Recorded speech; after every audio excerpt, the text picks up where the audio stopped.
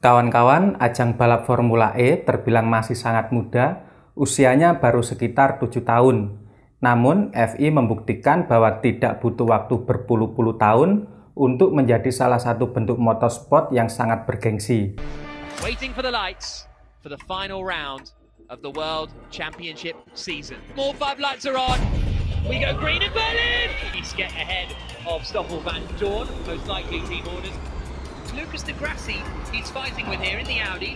Sejarah FI berawal dari coretan-coretan tisu di restoran di Paris, Prancis pada tanggal 3 Maret 2021. Coret-coret tersebut adalah milik Jean Todt, Presiden FIA yang menginginkan balapan formula bermesin listrik sebagai cara untuk mendemonstrasikan potensi kendaraan berbasis listrik sebagai alternatif yang lebih bersih dan lebih baik. Konsep utamanya adalah mesin listrik, balapan di tengah perkotaan, serta partisipasi fans sebagai 3 pilar untuk FI.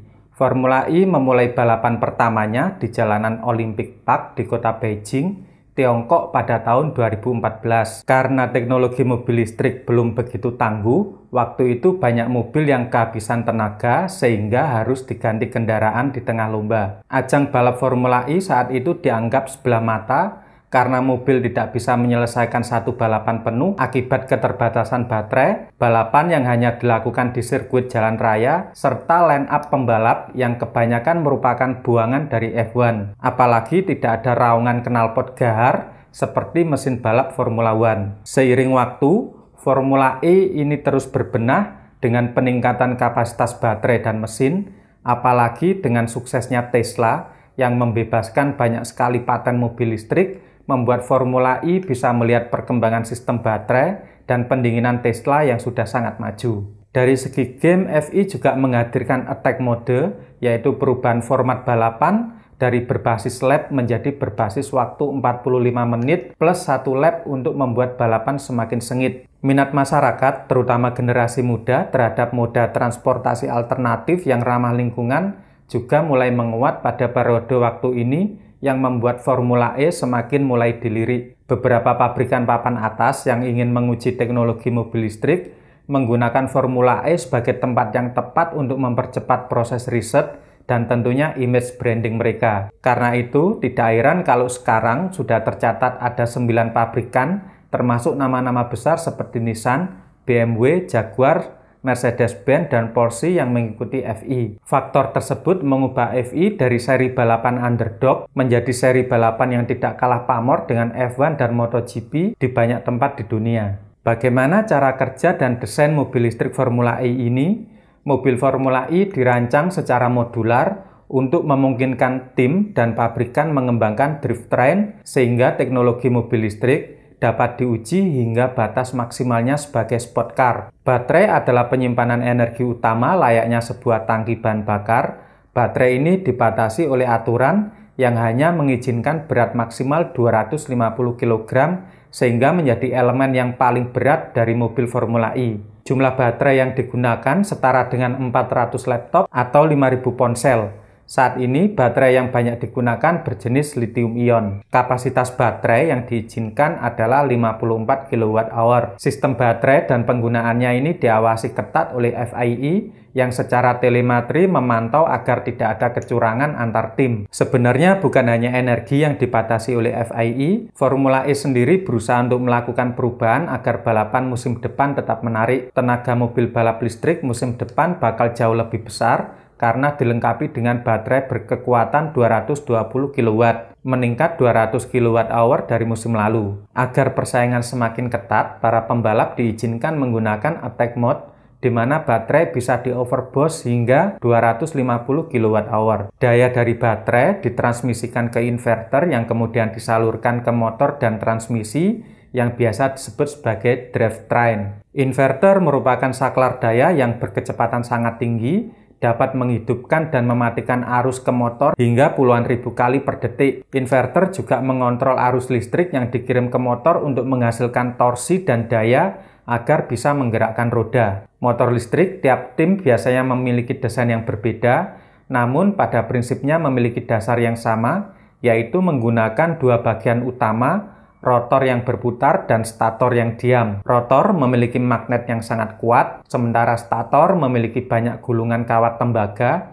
Ketika arus listrik dilewatkan melalui kabel, menghasilkan medan magnet, rotor tertarik dan kembali didorong oleh medan magnetnya, sehingga berputar dan menghasilkan daya yang dibutuhkan. Daya yang dihasilkan dari motor kemudian ditransfer ke roda melalui transmisi. Motor dapat berputar hingga 20.000 rpm. Setiap tim biasanya mengkombinasikan dengan beragam teknologi untuk menjadi mobil yang tercepat. Namun, karena ruang yang sangat terbatas, biasanya ada kompromi antar komponen untuk meraih hasil yang terbaik. Di antaranya adalah torsi, gear, dan juga berat kendaraan. Pekerjaan biasanya difokuskan pada motor dan jenis motor yang digunakan pada akhirnya akan menentukan berapa banyak gigi transmisi untuk kecepatan saat menikung atau berakselerasi. Tiap tim memiliki desain dan jumlah yang berbeda-beda, sangat tergantung pada strategi masing-masing tim. Hal yang paling penting berikutnya adalah manajemen suhu yang bertujuan untuk mengatasi peralihan thermal pada baterai dan mesin. Dengan laju 225 km per jam dan discharging yang sangat besar, ini berpotensi meningkatkan panas yang sangat luar biasa. Cara paling signifikan untuk menghentikan suhu yang tidak terkendali adalah dengan menggunakan udara berkecepatan tinggi. Saat udara mengalir ke pot mobil, udara dialirkan melalui radiator yang berisi cairan pendingin yang terhubung melalui pipa ke komponen penghasil panas utama powertrain seperti motor, power inverter, elektronik, dan baterai lithium pack. Baterai lithium biasanya berada tepat di belakang kemudi. Pompa listrik kecil menjaga sistem tetap bersirkulasi, ditenagai oleh baterai independen yang mengambil cairan panas untuk dialirkan ke radiator pendingin. Bagian lain yang sangat penting adalah komponen individu terbesar dari mobil Formula E, yaitu monokok atau sasis. Ini adalah bagian mobil yang menggabungkan kokpit yang memiliki fungsi utama menjaga keselamatan pengemudi jika terjadi kecelakaan. Terdapat roll ball yang mencegah kepala pengemudi bersentuhan dengan tanah saat mobil terguling. Biasanya juga dipasang kamera untuk membantu saat siaran langsung dengan sudut pandang yang bagus. Kokpit juga dikelilingi busa pengaman untuk menyerap energi saat terjadi guncangan kecelakaan.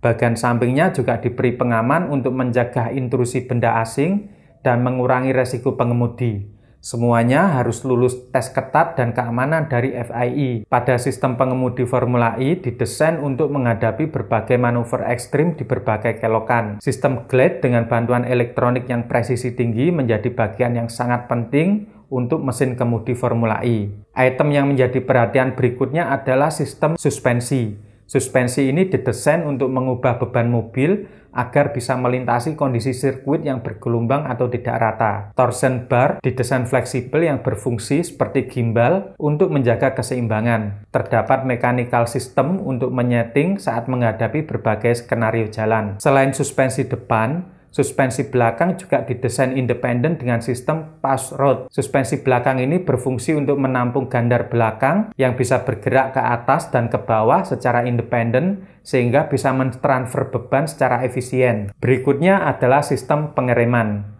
Dengan kecepatan yang sangat tinggi dan berbagai manuver di lintasan, rem mobil Formula E didesain dengan material cakram karbon fiber berkinerja tinggi. Bantalan rem juga terbuat dari serat karbon yang sudah terbukti stabil karena gesekan panas yang tinggi. Terdapat 4 piston besar untuk memberikan tekanan maksimal hingga 80 bar atau 4.000 kilo. Seiring waktu, mobil Formula E terus melakukan upgrade dalam teknologi, regulasi, dan mengkombinasikan banyak sekali program event untuk membangun basis fans dan penontonnya. Melihat banyaknya pemain besar yang berada di FI, bukan tidak mungkin pabrikan-pabrikan lain akan melihat FI sebagai tempat uji coba teknologi elektrifikasi mereka. Pasalnya, cepatnya penetrasi pasar kendaraan listrik di berbagai pasar otomotif dunia membuat pabrikan-pabrikan besar semakin gencar mengejar elektrifikasi kendaraan mereka. Apalagi jika aturan penghentian produksi mobil combustion engine berlaku di Eropa dan hanya memperbolehkan produksi mobil listrik. Tentu, peluang Formula E untuk menjadi balapan masa depan akan semakin terbuka. Dikutip dari Deutsche Welle, saat ini mulai banyak kota di dunia yang berebut untuk menyelenggarakan Formula E seperti Munchen, Wina, Shanghai, dan Marrakesh. Dari sisi ekonomi, raksasa teknologi EBB telah mendapatkan hak sponsor utama Formula E dengan perkiraan 12,5 juta euro atau setara 194 miliar. Merek-merek global lainnya seperti Bosch dan Heineken juga bergabung. Meski nilai sponsorshipnya masih kalah jauh dibandingkan dengan Formula One, namun ada peningkatan setiap tahunnya. Mantan juara F1 asal Jerman yang kini menjadi investor di Formula E, Nico Rosberg, menilai balap bertenaga listrik tidak cuma jadi ajang adu inovasi para pabrikan, tapi juga menjadi sirkus balap yang ramah untuk keluarga. Dikutip dari motorsport.com, EBB mengklaim telah meraih pendapatan lebih dari 200 juta euro atau setara 3,1 triliun selama musim balap 2018-2019, yang menurut mereka menjadi peningkatan yang lebih dari 50% dibandingkan dengan musim sebelumnya.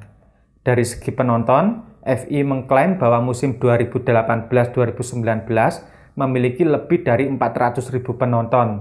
Adapun jumlah penonton televisi meningkat 24% dari tahun ke tahun, dengan pemirsa yang mencapai kumulatif 411 juta orang dalam seluruh balapan yang mencapai 13 seri. Oke kawan-kawan, demikian sekilas mengenai balap mobil Formula E dan juga teknologi yang digunakan. Terima kasih.